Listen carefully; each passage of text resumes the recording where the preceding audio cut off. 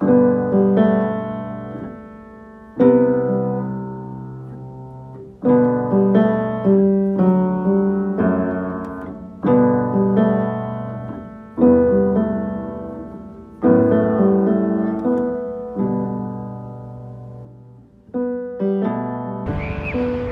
you guys, it is a beautiful morning, a bit cloudy, which is good in Texas because sometimes that sun can get intense in early spring.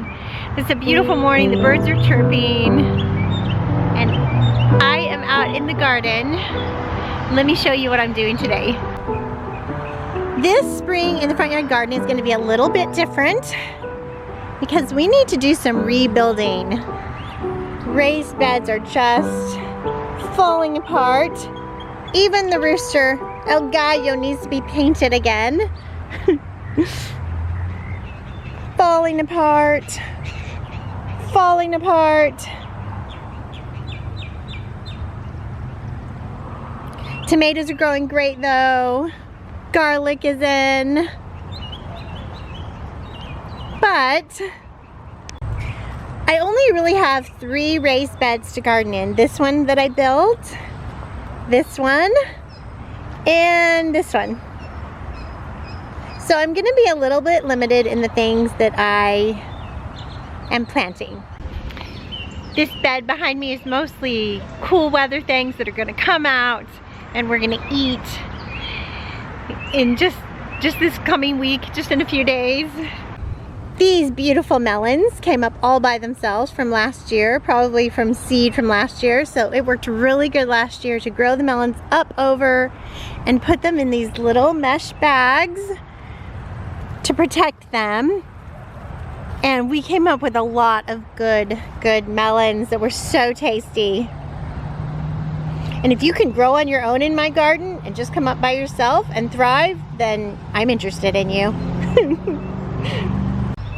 And the prophet, my son Elijah, he loves melons. So it's so fun to have him involved in the garden, coming out and checking the melons and tying them in bags and protecting them. And just, it's really fun. So I definitely want a good melon patch this year. So we're doing that. Ooh, sun's coming out. That feels good. And in this bed, I'm gonna plant my peppers this morning. So we're gonna do that in just a minute. But guess what I am not doing this year? I'm not doing any squash this year. I don't really have room for it.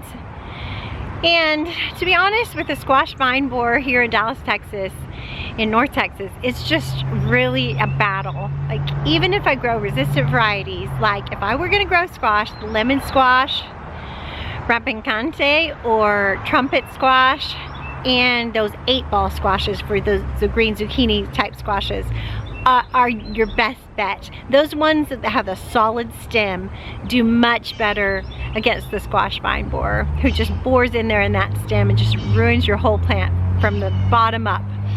So yeah, I'm just not wanting to deal with it this year. Even though I pick varieties that are resistant, it's a fight. You have to be out here, you have to be watching, you have to be spraying, you know, doing all the things. And there's a video I'll link up in the description. If you want to fight the good fight and get some good squash, then fight the squash bug and the squash vine borer, then I'll definitely show you how to do that.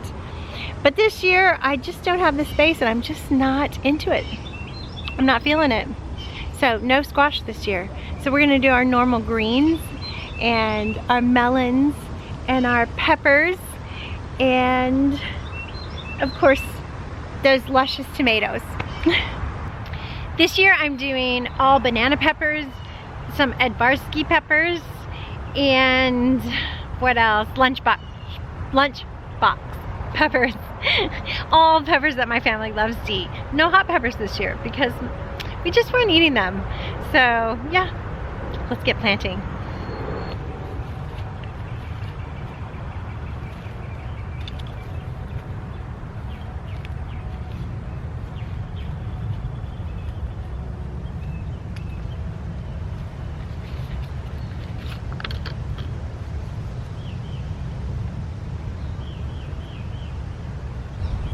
Fun, this one already has a pepper on it.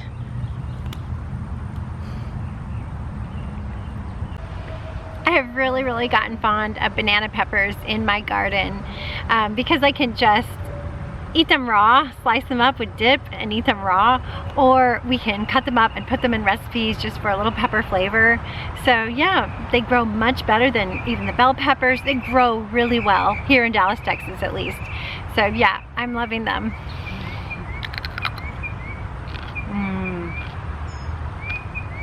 And roasted, they're amazing.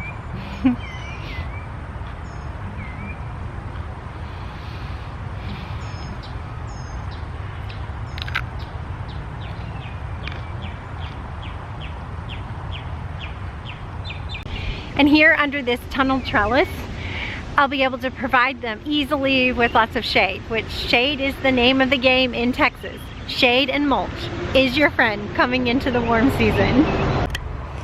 And we're getting our first beautiful tomatoes. Yay! Tasmanian chocolate, love it. And the little guy that I watch, they just love to come out here and pop these warm, juicy blackberries into their mouths. They love it. It's so much fun. You should get yourself a blackberry corner if you don't have one. This is a thornless blackberry that they just gave me some plants from the community garden because it's always spreading. So you'll have plenty for friends. So if you're new to this channel, you might be asking yourself, what are these beautiful yellow and orange flowers? Well, this is calendula, this is pot marigold, and it's very nourishing for your skin. Steeped in oil, it's very nourishing for your skin. So I pick these all the cool season, and then I have my skincare for the whole year, some to give to friends as gifts, and I'm even gonna think about labeling and selling it this year. It's a wonderful healing addition to the homestead.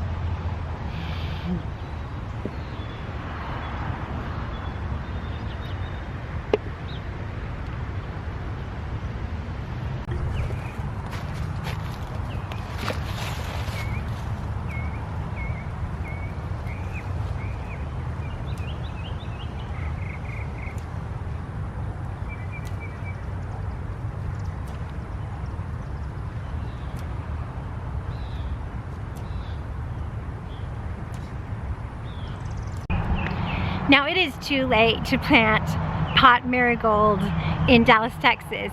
I planted these in the fall, and then I just covered them all winter every time it froze, and I got this bountiful harvest once the spring cool weather came in, or warmer weather came in. Anyway, so but it might be cooler where you are. You might be able to plant pot marigold or calendula and grow it all year for this great healing skincare routine. I will link out to a video where I turn these beautiful flowers into skincare. It's really easy in case you're interested in that. And it produces abundant seed, so you'll be able to harvest your own seed every year and plant again. Our current assignment is making a tree for the next play that Eli is going to be in. How to Eat Like a Child. Are you excited, Eli? Are you excited? Your first musical, right? Yeah.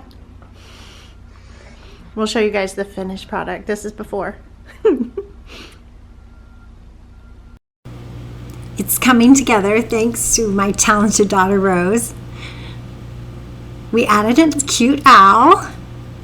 The top's coming together. It finally looks like a tree, and there it is. Here are some favorite shots from the show. We're so proud of Elijah for punching fear in the face and going out for his first musical.